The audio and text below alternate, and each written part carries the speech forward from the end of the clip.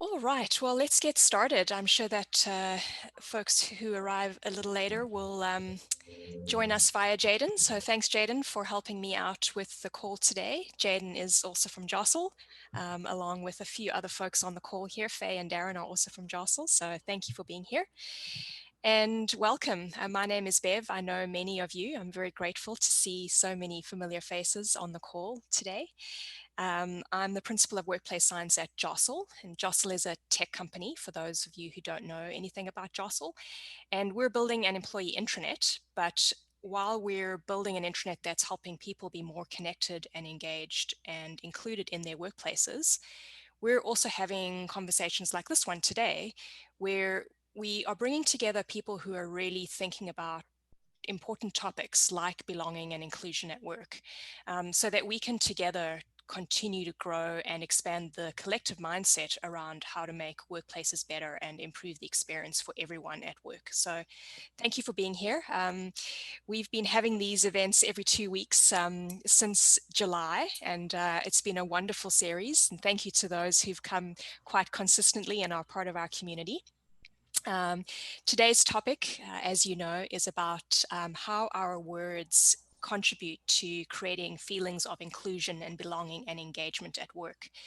And I'm very privileged to know two folks who have been incredible contributors to my knowledge and my learning around belonging. And I'm delighted to welcome them both here today. So Lorie Corcuera is with us today. Lorie is with Spark Creations, and she and I have known each other for quite a while. We're both here in Vancouver and have collaborated on a few things to date. So I'm really delighted to welcome you with us again today, Lorie. Thank you. And then Dr. Steve Yacovelli, who is joining us from Florida. Orlando. Yes, very good, very good. Just making sure that's still where you are. For now, yeah. Perfect. And Steve and I have gotten to know each other over the last few months. Steve was a guest on our podcast, and he is the owner and principal of TopDog Learning Group and is a very vocal advocate of what it means to feel included at work. So thank you for being here and for Thank you. sharing your knowledge and experiences with us today. So I Thanks. think we're going to just jump right into this. And the format for these events is very informal. It's very conversation based. Even though Lorie and Steve and myself will be driving the conversation, this is a conversation for everyone on the call today. So please feel free to participate in a way that makes sense to you, whether that's raising your hand using the raise hand tool, which is under the reactions or under the, if you go to your name in the chat, you can do that. Or just unmute yourself and jump in. That's absolutely fine too. Jaden and I will be keeping an eye on the chat as well. So if you wanted to add some comments in the chat, feel free. Really do whatever feels most comfortable for you to be part of and to contribute to the conversation today.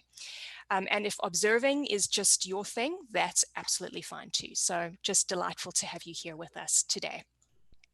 So I think I covered off all the housekeeping items, and let's get right into it. So um, Lorie and Steve, perhaps if we could start with you, just could you each take a few minutes to share with us a little bit of your background and why is it that you are in particular interested in belonging, and why is that something you are passionately working hard for right now?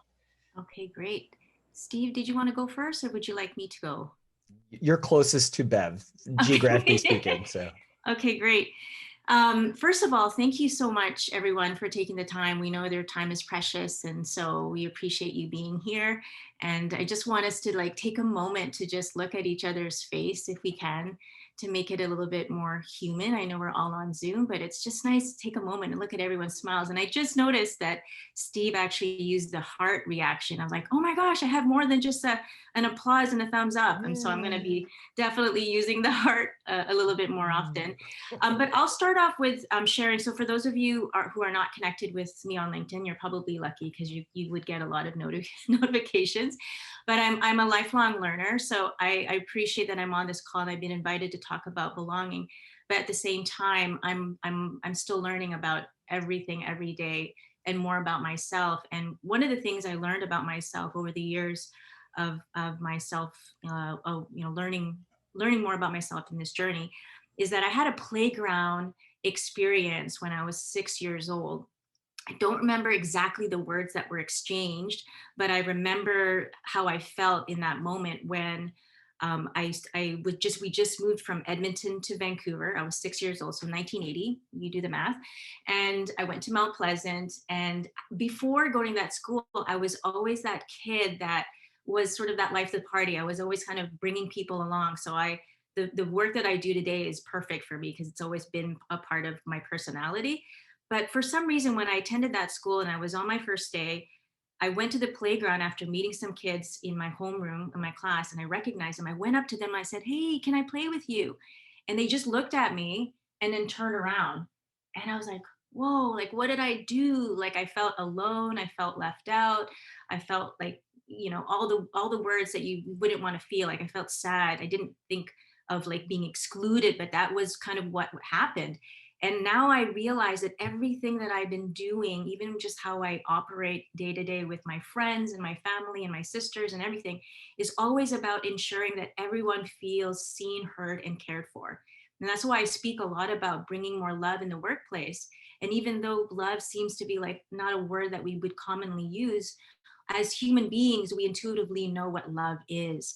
And it's, for me, in the workplace, if you want to use another word, it's about connection. It's about inclusivity. It's about creating belonging. So that's where this is why I wake up every day really wanting to bring more love into the world. And so I'll just pause there because you'll probably learn more about me, but that's where I'm coming from today.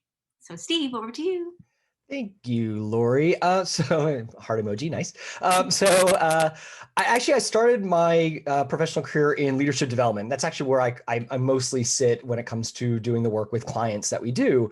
But many, many years ago, I actually worked for Disney. I worked at the cruise line, and I was doing a lot of leadership things there. But then we really started to roll out a lot more of understanding what diversity means in the workplace. And at cruise line at the time, we had 52 nationalities, which obviously that's just one facet of many ways to look at the concept of diversity, but it was kind of like my first toe in the water in this space. And I love sitting in the space of how smart leaders leverage creating and fostering a workplace of inclusion and belonging to be more successful. And that's kind of where I've been sitting for the last several years. And it's just so powerful. Words, and that's why I love this topic that we're going to have today. Words are so flippin' powerful. And, you can look at never saying, he who must not be named, if for any of my Harry Potter fans out there, but going to saying people's names and saying the way they want them to say and pronouncing them the way they want to be pronounced. And we'll talk about the pronoun things if you want to go down that path. And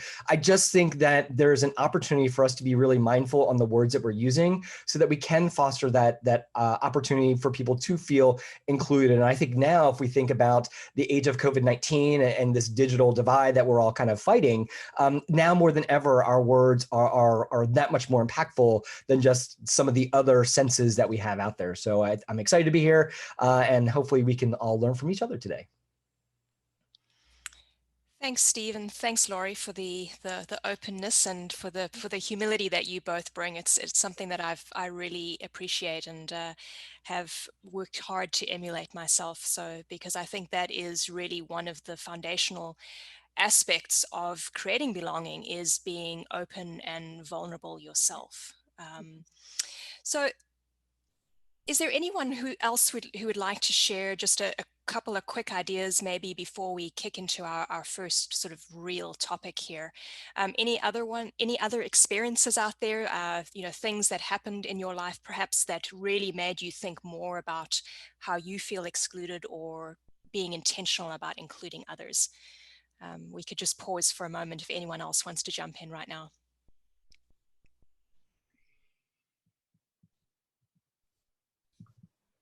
It's interesting when you said the 6-year-old Lorie in the playground experience, because I was told by a friend of mine with whom I was in grade 2 playing ringette and going to Sunday school in Winnipeg with, she told me that I was always that kid that made sure everyone was playing together, that nobody was left out. And I didn't realize that. I didn't remember that about myself. And when she said that to me, it just like a lot of things clicked. And like you, I also feel that that's a really big driver for my motivation in the work that I do, and communicating and team building and team cohesion and making sure everyone feels welcomed. And the idea of hospitality, that it's like bringing love into the workplace. I think you can bring hospitality into the workplace, like you would welcome your guests to your table, you welcome your people to your team. And yeah, it's a really important thing for us on a deep, deep level, whether or not we realize it, that feeling included and welcomed, that there's a place for us. Awesome. Yeah, thanks for sharing that, Ashley. I'll give a quick reflection on my background.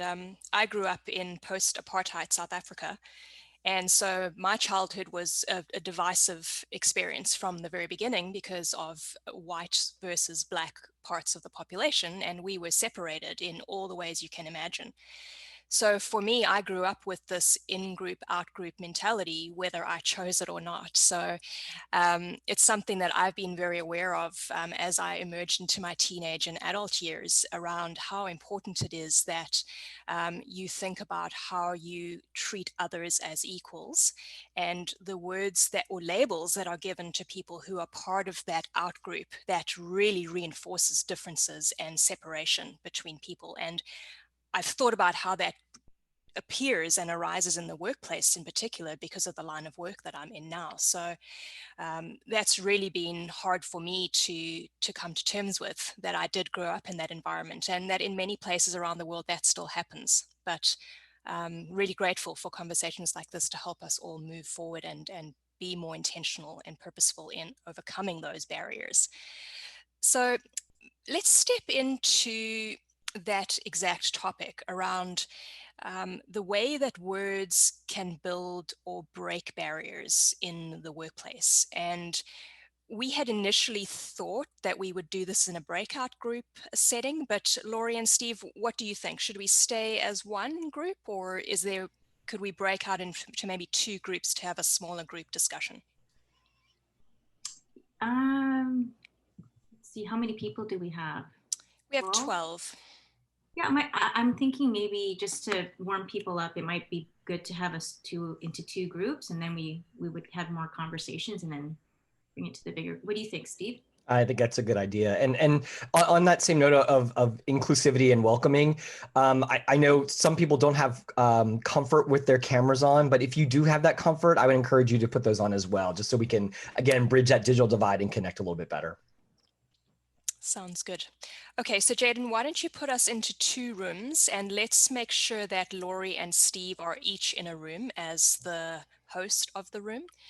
And Jaden, you may not be assigned to a room, but you can add yourself into any room that you choose. And then, so let's be away for 8 minutes, 8 to 10 minutes, and we'll have a conversation about, again, how do our words build or break barriers at work? Okay, so Jaden will send us off and have a good conversation, and we'll see you back here in a few minutes.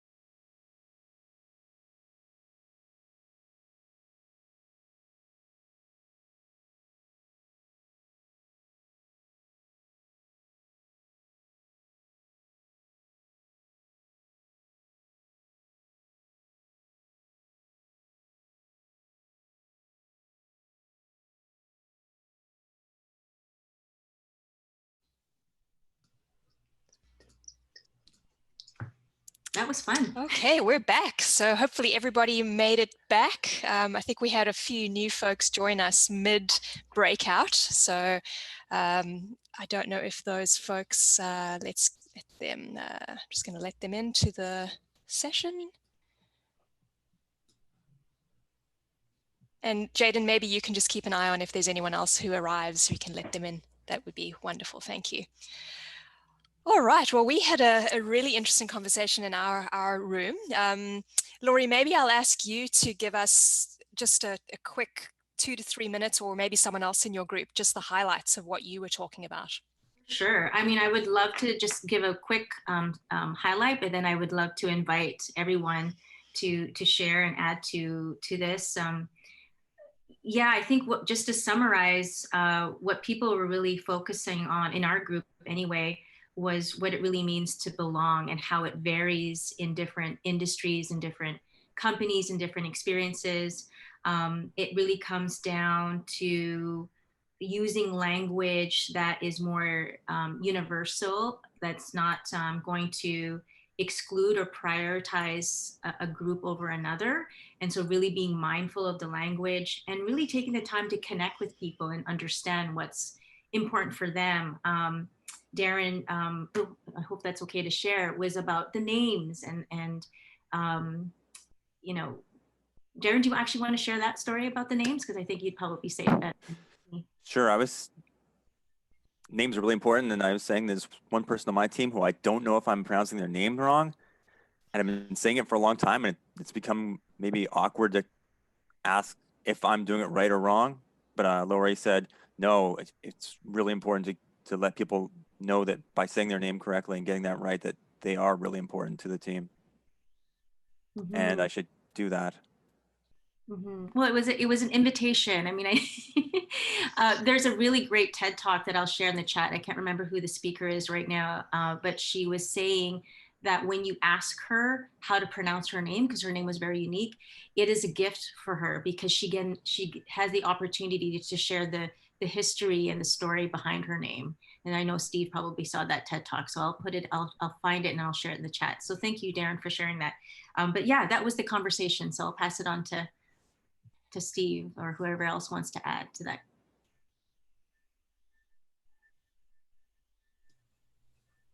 Well, I'll summarize for our group and team jump in, of course. This is our collective. We first started talking about like ways that we personally may feel a bit excluded within our workplace. Could be by the role or the title that we have. It could be our function within the business. And then we kind of moved on to some certain words that maybe are indicative of our industry or our profession or our unique workplace that might have connotations that exclude people, and using phrases like blacklist or whitelist and things of that nature, and how we can be mindful to not use those so that we can foster that inclusivity for those around us. And team, what else did I miss? Because I'm human and I'll miss stuff.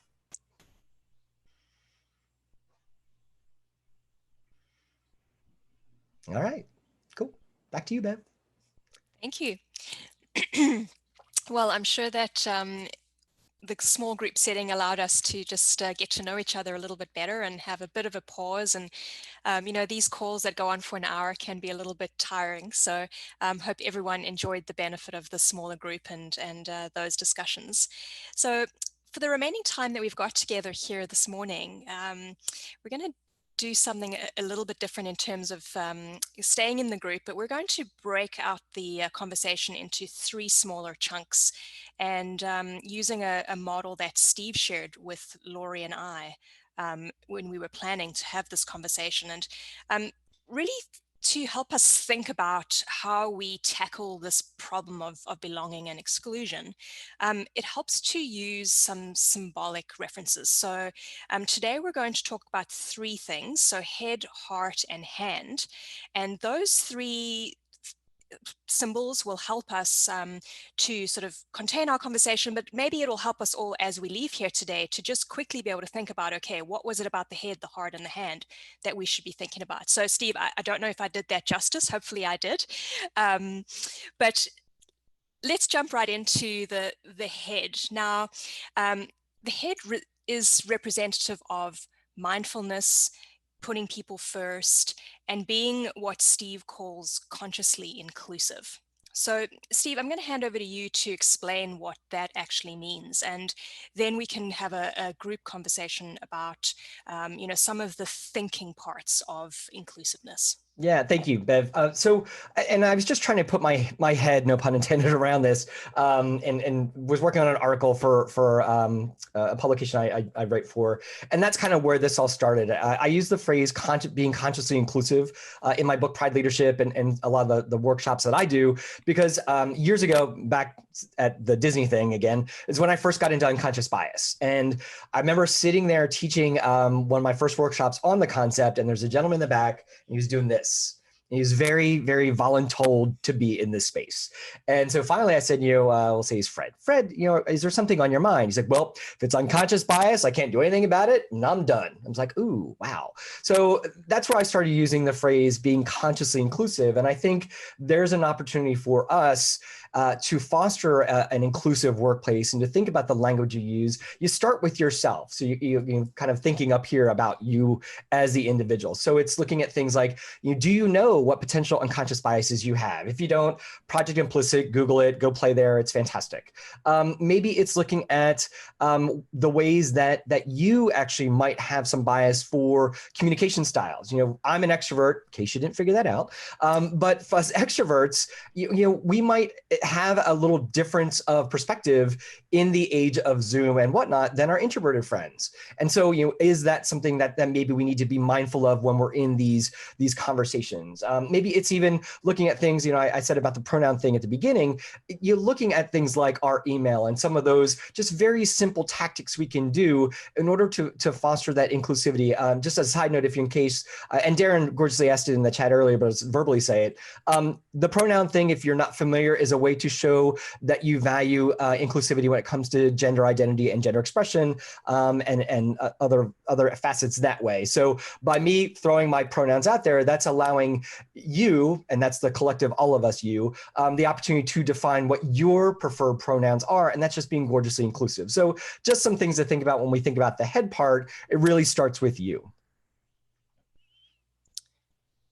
Thanks, Steve. Lorie, did you want to jump on there and just staying within sort of the thinking realm, any thoughts you have on, whether it be, what do we know from a neuroscience perspective? What are we seeing in terms of how we can be more intentional around really thinking critically about inclusion? You're on mute, Lorie. First of all, I'm not a neuroscientist. But I know you read a lot. I do read a lot. That's the thing, is that I am very resourceful, and I read a lot and watch a lot of different videos and resources. So, and that's just a part of my morning ritual. So, and again, that's why if you're connected with me on LinkedIn, you'll get a lot of that information.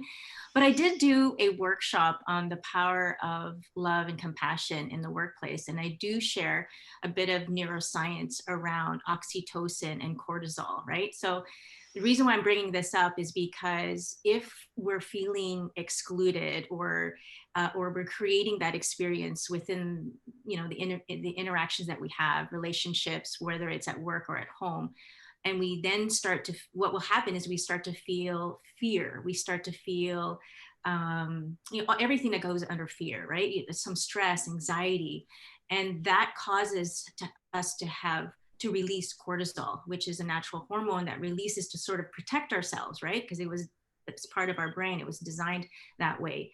And what I found out about this, and I actually asked some medical doctors around this, is that in order for us to release oxytocin, which is the love hormone, the opposite of cortisol, we have to lower our cortisol levels to even be able to generate and release oxytocin. And oxytocin is released when we feel a sense of belonging, trust, that personal connection with someone. Like I started the conversation this morning for us to just look at each other and have some personal connection. Even if the people that are off the video, you can see us, and that's okay. There's some kind of facial human connection as much as we can on Zoom, but it's so different when we're actually in a room with each other, because we're human beings, we're naturally interconnected. So there is a way where we can pass off our energy with people, which is why it's so important to check in on ourselves and how we're managing ourselves, because even language that is the nonverbal is so, it's actually what our body sees even more than just the words. So that is part of the language of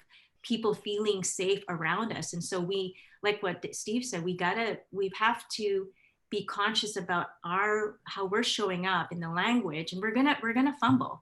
That's the other thing I wanted to add, is that we're gonna fumble. We're gonna have beautiful mistakes, which is another person I follow, Emil Reddy, that talks about it all the time.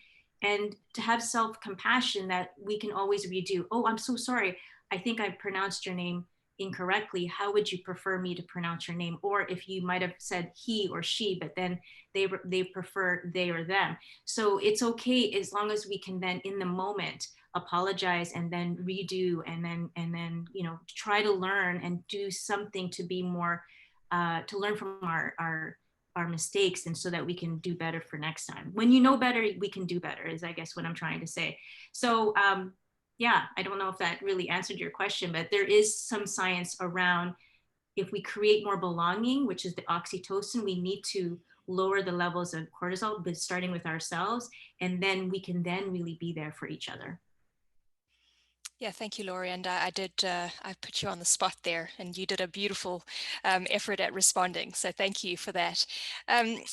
Just to spend one more minute on the head topic, is there anyone else who has some thoughts about anything that Steve or Lorie has said, anything that's resonating that you'd like to share?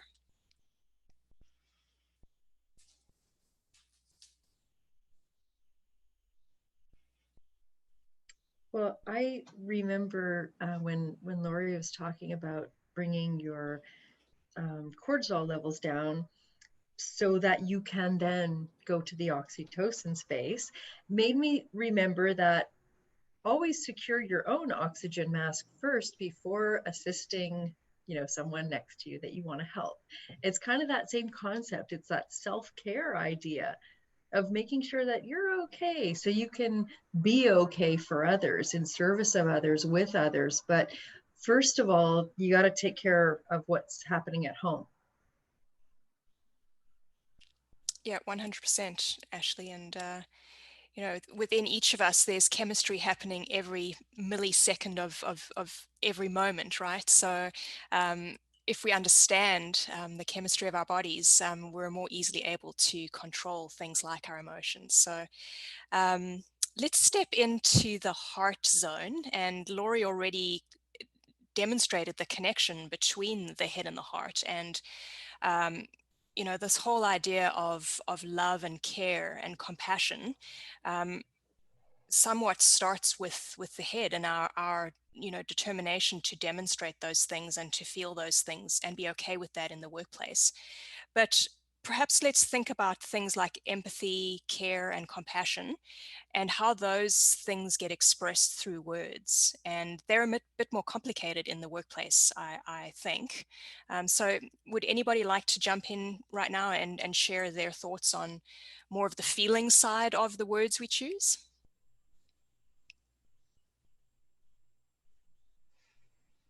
I'll jump in if no one will. Thank you. When I think of the heart part, and Bev said it beautifully, to me the big giant word is empathy and what that looks like from our perspective. And so when we think about it through not just the words we pick, but it's also the context where we're approaching that. If I'm approaching, and Lorie said it really nicely earlier, we're going to make mistakes. And if I go into that with that empathy where I just want to help you feel more of a sense of belonging, then that's fine. People will be totally cool with it. But if you're going into it maybe with not that open intention, that's where you can get into trouble. And I always frame it through leadership, because leaders are really, everyone in this room is a leader, whether you have direct reports, you're a solopreneur, doesn't matter. You influence others. And so, but it's also having that empathy to the window of people's worlds now. And I think that's one of the beautiful things about the age of Zoom and the silver lining on this annoying COVID-19 thing and horrible COVID-19 thing for many, is that we're seeing these little tiny windows into people's worlds. And I think that's a beautiful thing. And as leaders, as people who want to foster that sense of belonging within our world, it's the words, absolutely, but it's also what else are we doing within these little tiny boxes to help people feel that they're very included. I'm a gay man, of course, so you see my little rainbow behind me. That's a symbol, and that's very purposive. Everything behind me is by design so that people feel that sense of belonging and connectedness. So be mindful of what you're doing for your own world and how people are perceiving that, kind of so that they share that empathetic lens. And I'll be quiet. Beautiful. I wanted to add something, or if anyone else wanted to add first before. Anyone else want to add that? So thank you so much for sharing that, Steve. And I definitely want to speak a little bit on the heart, because that makes me makes me light up. So one of the things that I'm really grateful for, the silver lining of this pandemic, is that it has really caused everyone to just stop and pause and reflect on what's most important to them. And I have been talking about love in the workplace for a while now, but it hasn't really caught on until now. And it's because people are realizing that, pre-COVID, we were really more head focused, right? Let's problem solve. Let's create these things. Let's go. Let's be busy. Everything is going, like there was no time, but also the time that we did have, it was so focused on so many things, right? So many distractions, we had to do everything. And then the COVID said, no, you have to stay home and just be with yourself and your families and think about your life. And so now for me, without anyone really saying love, I feel that we are moving into more of the heart space of leadership, of experiences, of just being more human and humanizing the workplace. And that I'm really excited about this time, because leaders who maybe weren't as open to having vulnerable and courageous conversations, with now the Zoom and technology, are feeling, well, we have to now be open about our lives. We have to say that we don't have all the answers, and we have to really connect with our people using language that really honors and respects everyone as an individual. And the only way they're going to be able to do that, starting with themselves, is to understand who they are.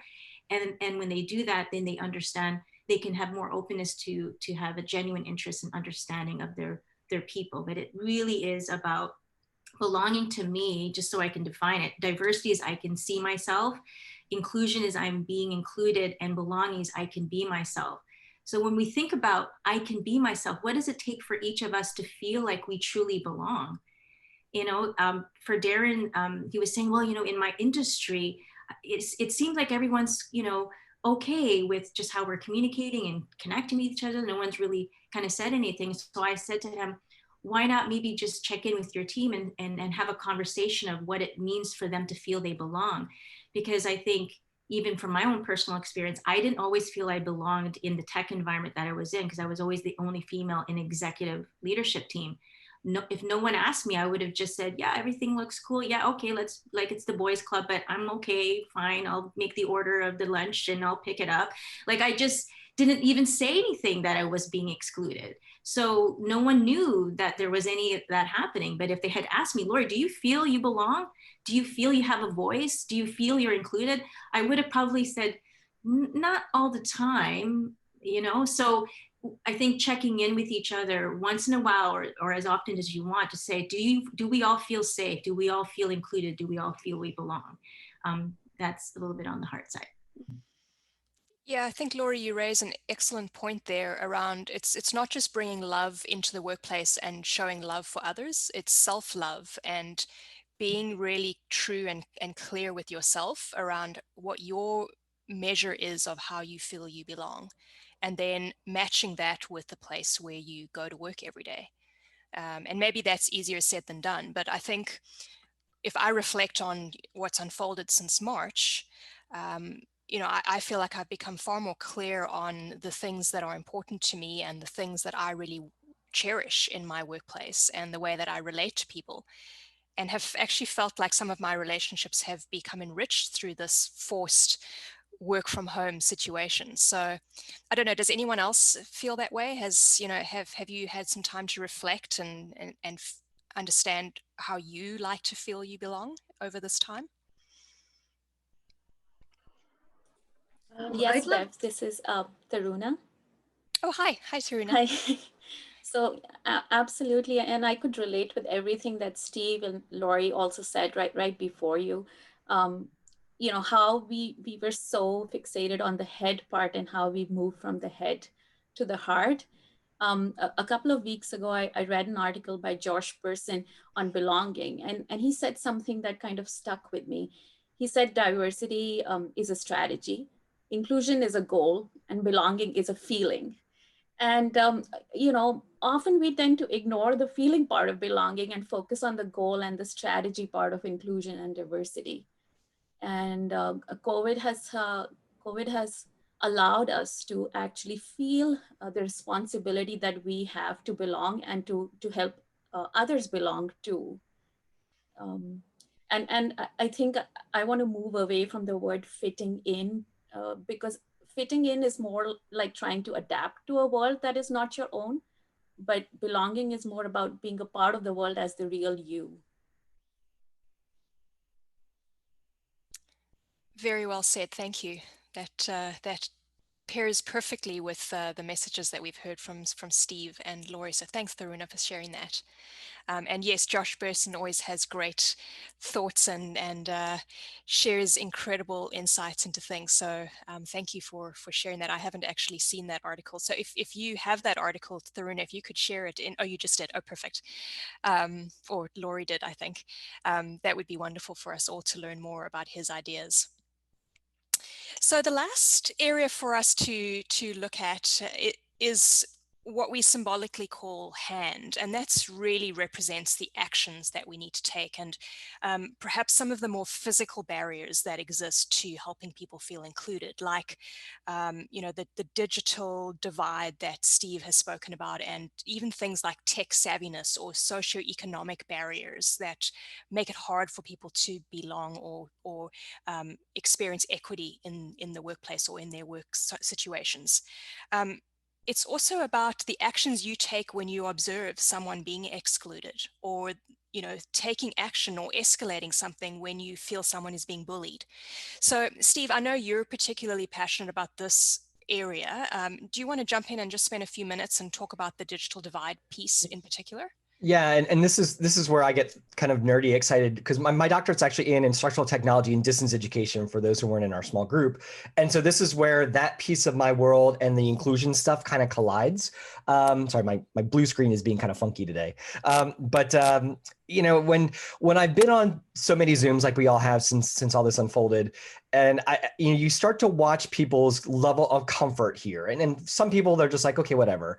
Other people are just really not happy. And it's not just because it's COVID and we're all in lockdown and weird stuff. It's the technology part, and I remember years ago, a friend of mine in the D&I and NB space, she said this like 10 years ago. She's like, what's going to be the new frontier on exclusion is body size and tech savviness. And I just, that has rung in my head for the last decade. And here we are now, many people forced into this way of communicating, and they're not doing well. And to Bev's gorgeous point, what are we doing when we see those people who aren't feeling good, or they're just not tech savvy, or their internet isn't the best compared to maybe some other folks in that meeting? What can we do to kind of help them feel okay and maybe get them over that hump so that they are kind of feeling more of a sense of belonging despite the technological challenges we might be facing?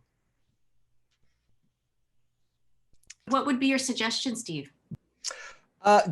One, go back to your heart. It's empathy. So remember the context piece. You know, I was on a call, and one of the colleagues was in New York City, and it was just noisy as heck. So he kept kind of muting and unmuting. It's like, wow, that's really distracting. And then he finally said, "Oh, they're knocking down the walls in the apartment next to me. I can't do anything about it." I'm like, you know what? You're right. So you just kind of have that empathetic lens, but it takes that communication part of it too to say, you know, are you okay? What's wrong? And so having that level of comfort and going back to that heart piece is probably the number one way to start to get to understand how the hand, as we've been calling it, is really getting in the way.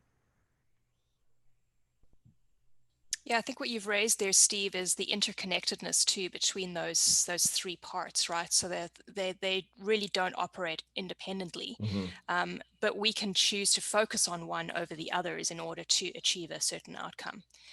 So as we all leave here today, you may have a sort of a natural preference for focusing on one over the others, but it's important to consider that they all do play together, and we need all three of those, the head, the hand, and the heart, for us to actually be skilled at creating belonging for others and ourselves. Yeah, and I just to kind of put a pin on that, Bev, you're absolutely right. And I think if we go back to the head part, you know, do we have biases that are popping up that maybe we're not aware of when someone's not communicating as effectively in that digital space, that Zoom, that box, whatever you'd like to call it. And I know I even have to check myself very often, because you know, someone's you know, not performing the best, or they're not, you know, displaying their best self. I'm like, oh, what's their problem? And you know, maybe their kid is sitting right next to them and not having a good day, or the dog is being finicky. I know mine typically are. They're back in the back bedroom right now. Or you don't know. But you know, just watching your own self not jump to conclusions, but really seeking to understand the perspective and the context of those you're communicating with. Yeah, you raise a super point there, Steve, around something that I was talking with someone else just recently about, that you don't know what's going on in that other person's life at that very moment. There's so many invisible things that are playing on that person's the way they're feeling, the way they're showing up. And really, it comes back to the empathy, doesn't it? Empathy, and just really extending some kindness to that person in that moment to start with. I don't want to miss Faye's great question. She said, Steve and Lorie, how do you start a conversation with, in brackets, disrespectful people, ridiculing or playing down your inclusive intentions? Yeah, I'd love to speak about this, and hopefully I don't cry, because I'm a very feeling person.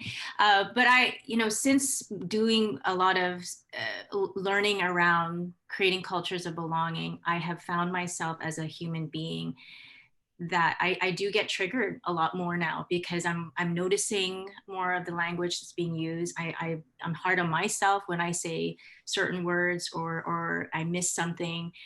So my awareness of what's happening in the world is so much greater. And I have to also, you know, depending on the news as well, I have to set some boundaries, because it really does fall heavy. Like, as much as, you know, Steve's talking about empathy and compassion and love, I'm to the extreme where if I don't have the boundaries, it really affects me in a deep way. And so I need to sort of balance that out, knowing what I can do to sort of support in those situations. So I've had recent experiences where I'm noticing certain language with close people in my family, and I'm trying to find the balance of communicating it in a way where they know that I'm obviously bothered by this comment or conversation or whatever.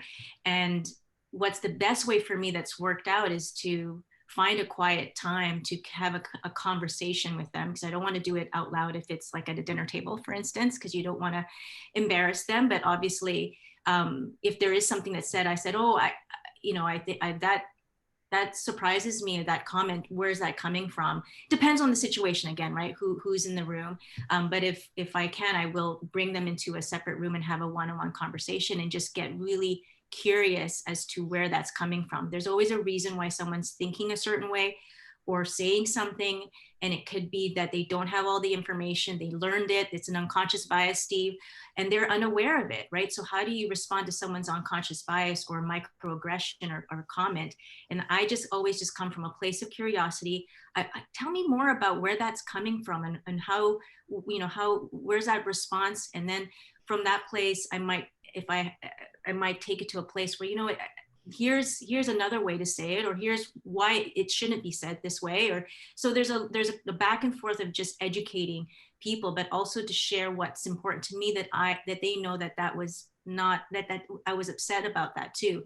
So I don't know if that was helpful. I mean, I'm still learning again, right? I think that the main thing is to be able to have the courage to say something in the moment, and then create a safe space for everyone that's in that conversation to be honest about it. It's going to be uncomfortable no matter what, but we have to talk about it. And thank you, Lorie. And I would just kind of add on, if the heart isn't your approach, go with the head. And so if someone's kind of pushing back from that little, you know, that you not being inclusive, when I do this in a work setting, or when I'm doing like a workshop and someone's really, you know, not involved, I start with the organizational values. You know, hey, so you know, Juanita, you know, you work here, and I believe one of the values that is part of the organization is being inclusive, correct? And then you kind of can go down that path. Or if it's more of a personal nature, I just say, well, you know, I appreciate your perspective, kind of to Lorie's point, but my personal values show that, and every time I do my own personal values, you know, being inclusive and fostering a sense of belonging is like top two. It's why I do what I do. And so, you know, I approach it from that perspective, and you might get to the point where their value system is just not aligned with yours, and it is what it is, and you kind of go on your way. But I think when you start from a values perspective, you can't go wrong. And I know, personally speaking, here in the States, I'm having lots of conversations about the difference, not by political party, but personal values. And that dictates what I find to be more interesting and of value and of focus versus that. So I think that's another opportunity or tactic to kind of have that maybe more difficult conversation, as Lorie perfectly put it. Thank you, Steve and Lorie. We're going to wrap here with one last question from Amber. Amber's question is, how do you work on efforts within an organization to ensure that everyone feels they belong without putting the burden on those who represent groups who are typically marginalized? And so Amber says, on the one hand, I don't feel qualified to help ensure people feel they belong if I'm not part of that group. But it also shouldn't be expected that those folks are the ones who have to lead the charge all the time or be the voice for the entire population. So really great question. So maybe just quick 30 seconds each, Lorie and Steve, what your thoughts are there. Yeah, I'm gonna echo what Steve talked about with values, and not just the organizational values, but taking the time to ask every single team member what they value in their lives, what are their personal core values. I come across organizations where it's always about, this is the company values, and we want you to come to our company, and hopefully you align with that. That's what Torino talked about fitting in. But true belonging is taking the time to understand, what do you value, Steve? And then talk about the company values and how do they actually align and support each other. So really taking the time to understand who they are so that they can be themselves. Thanks, Lorie. Steve, your thoughts? And so, you know, in my book, Pride Leadership, chapter 3 is all about being consciously inclusive. And so really at its foundation, that's being a good ally. So you don't have to be part of a group in order to support the efforts of that group. I know when I worked at IBM years ago, I was part of the women's team. And a couple of my colleagues, male colleagues, were like, why are you part of that? I'm like, because I want to support my female colleagues to make sure they're getting the things exactly as I have them. And so I think it's really being conscious about that allyship, and really when you're fostering inclusivity for everybody, that's really where we can all win, and not put that burden on insert XYZ marginalized group here. Yeah, thanks, Steve. And unfortunately, we are going to have to wrap, but I think you're ending on a really good note there around each of our individual responsibility at whatever level and position you find yourself within an organization and with society at large, right? We all have a responsibility here to make others feel included. And the inverse is to not make them feel excluded, right? So I hope that everyone has enjoyed the conversation today. I know that I always take a lot away from Steve and Lorie, and just really appreciate their time and effort to prepare and be here with us today. And to all of you for taking your time. I know an hour out of your day is a lot to ask. So thank you so very much. Our next event will be October 29th. Our topic is what decency has to do with dialogue, which is a very good follow-on from the conversation here today. So we'll be sending out some information about that in the next day or so. And I really hope to see all of you again. And reach out to us. Steve and Lorie are available if you'd like to connect with them on LinkedIn. And in the spirit of being inclusive, I would love to hear any feedback about how I could have made this session more inclusive and how we can grow our community of respect and love wherever we find ourselves. So be well, thank you, and hope to see you again soon. Take care.